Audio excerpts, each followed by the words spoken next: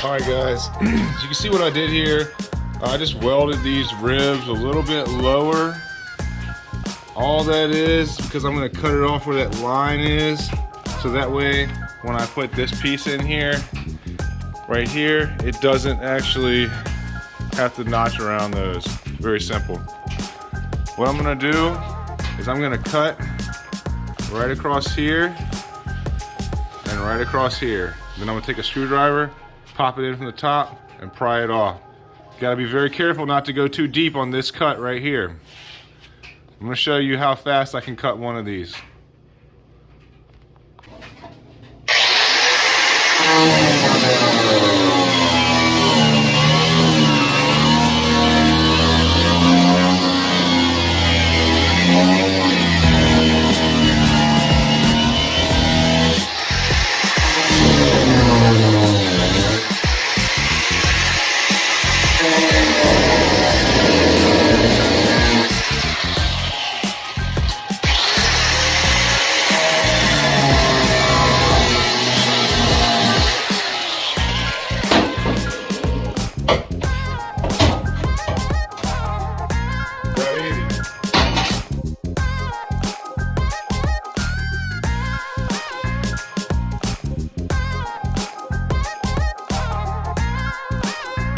What's going on, guys? Welcome back.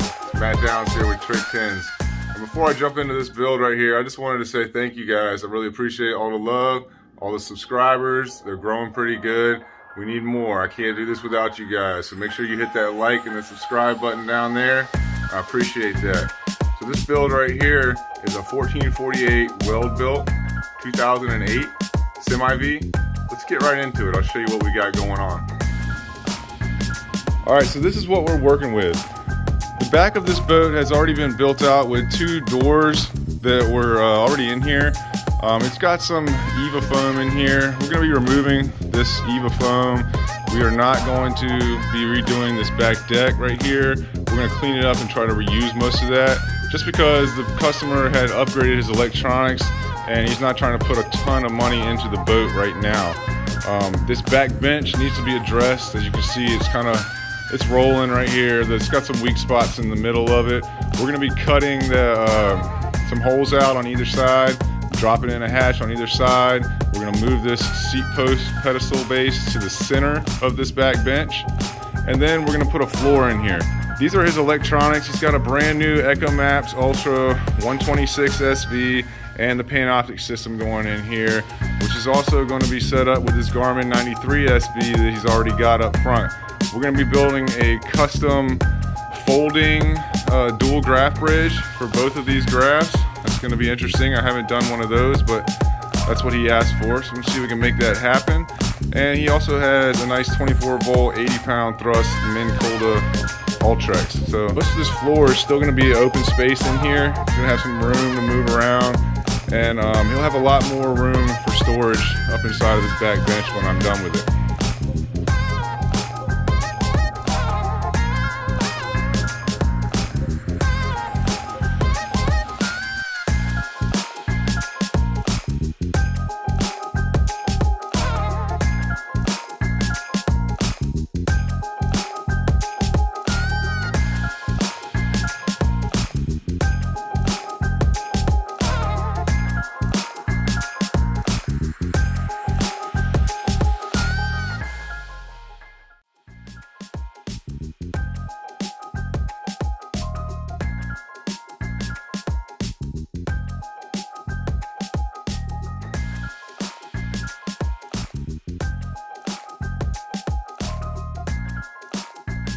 Today's Sunday, it's raining, it's nasty outside. I figured it'd be a good time for me to run into the shop, especially since it's the weekend, nobody's in here, be quiet. I'm gonna go ahead and build a couple of things I need for this boat and show you exactly what I'm gonna do and how I'm gonna do it. As you can see, the boat is pretty wet. Got a heater right here over it. Hopefully that'll dry it out. I finished up the sidewall over here last night. I need to make a couple of pieces for this side and in front of this live well box and make a decision on what I'm going to do with that. But I forgot my hatches here, so I came to grab the hatches.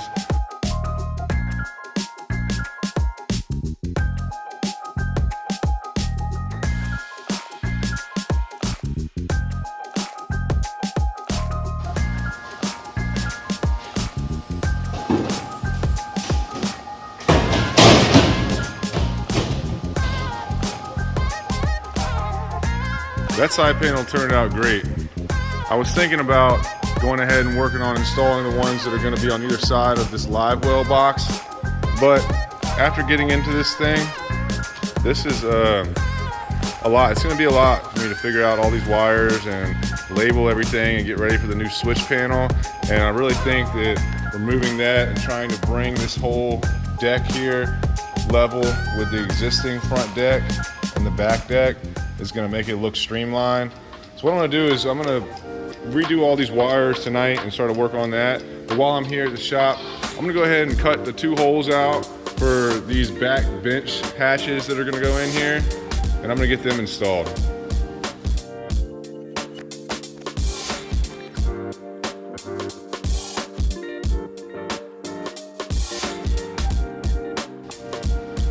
All right, so now that the turf is removed and I can see what's going on, it looks like he took this piece of 2x10 and basically used that as a backer board. He had these 2 screws right here were holding it up, and then these longer stainless screws were going through the seat pedestal base and going into that wood to help support it.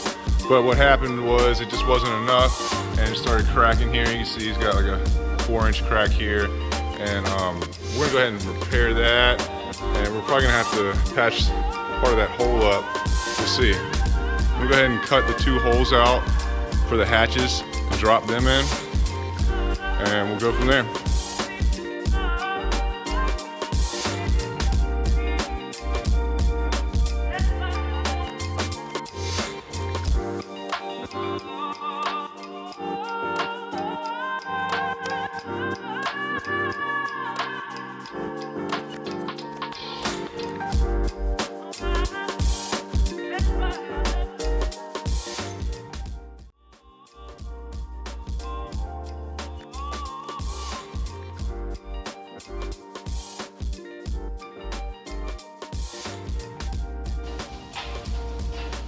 This is the 1x2 rectangular tubing that we're going to put up underneath of the back 2 hatches inside of the bench to reinforce it. If you don't have a saw with an aluminum blade and you're doing a lot of work like this, I would suggest getting one. This thing is just a ticket.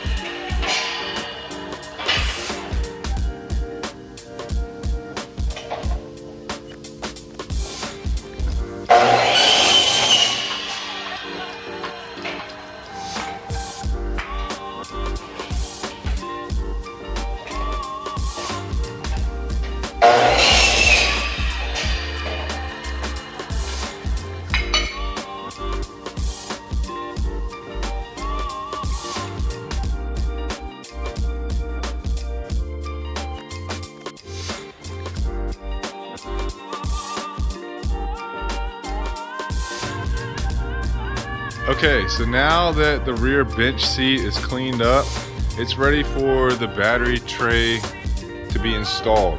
We're going to install 2 full-size battery trays in here. Even though he's only running a 100 amp hour and a 50 amp hour, the 50 amps obviously smaller, but it'll fit in here with a spacer, and using the full-size pan will also give him the ability to later on switch it up and put 200 amp hours in here if he wants to. So this tray was actually a 3-bank tray. I took it out of the Mary Jane build because we changed the battery size and location up. I just cut off one of the trays and I kept it attached to this 1x1 1/8 tubing. So I'm going to take this, I'm going to drop it right in the center between both of these hatches. I'm going to weld it right here and here on either side, and that will hold it in place.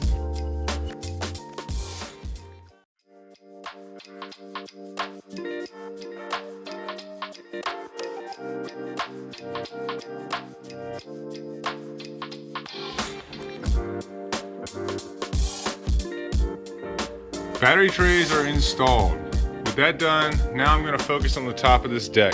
I'm going to install the 1x2 by 1/16 rectangular tubing, 4-foot lengths on either side. And I've got a couple of short pieces that are going to run between the two of them. And that is going to also hold his seat pedestal base mount right here, which I'm going to drill a hole in the center, and I'm going to mount it right in this back section right here.